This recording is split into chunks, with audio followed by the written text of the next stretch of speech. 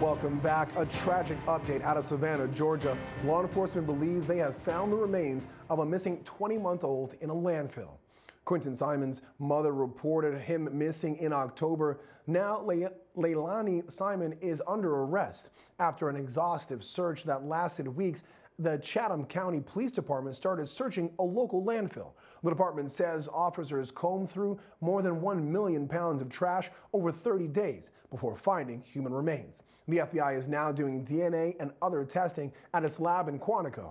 Authorities have not released information about cause of death, but have said they believe Quinton's body was left in a dumpster. This is a heartbreaking development for everyone who loved Quinton, for the many people who came to know him after his disappearance, and for our department. When we first received the call that Quinton was missing, we were hopeful that we would find him alive and unharmed. But as we have been telling you for weeks, all of our evidence pointed to his mother being responsible for his death and disappearance, and his remains being found in the landfill.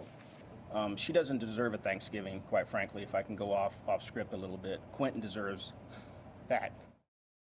Terry, arrested for murder, then what are presumed to be her child's remains are found. How will an evaluation of these remains affect charges and potential bail?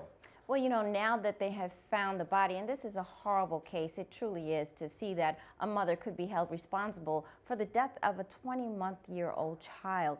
But now that they have the body, they can do all of this DNA. They can make sure they try to determine with the medical examiner what was the manner and cause of death. And of course, if they tie it back to the mother, then they have what they need. But it's going to be hard. Of course, she is presumed innocent, but she's probably the last one who was with the child. It's not as though the child got up and walked away. So it's a sad case, Brian. Yeah. Matt, cause of death and manner of death are the major findings we're looking for in this coming autopsy. What will they tell us, and what other questions need to be answered? Well, Brian, as you know, there are 5 manners of death, accident, natural causes, suicide, homicide, and undetermined. I mean, I think the question here is was this an accident or is this homicide? And they're also going to look for, if it in fact it is homicide, what was the cause of death? Was it suffocation? Was it blunt force trauma? All these findings can answer questions as part of this investigation. And they're also going to want to know maybe a time frame. When did this death occur? So there's a lot that can be derived from this autopsy, and these findings will be extremely important in this investigation. Yeah, the hope is that we get those answers soon, and of course, when we do, we'll bring them to you, our Law and Crime Daily viewers. Coming up on Law and Crime Daily, 2 more celebrities headed to federal prison for financial fraud. Just how much time a judge handed down to reality stars Todd and Julie Chrisley. Plus, reality TV stars Todd and Julie Chrisley will spend the next several years in a federal prison. A judge sentenced Todd to 12 years and his wife Julie to 7. The two were found guilty of bank fraud and tax evasion.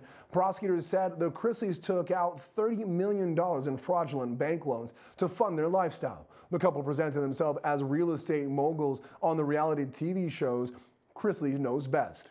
The Chrisleys said they did nothing wrong and someone else had control of their finances. They'll report to prison after the holidays. We told you on Monday a federal judge sentenced Elizabeth Holmes to 11 years in prison with 3 years of supervised release after that.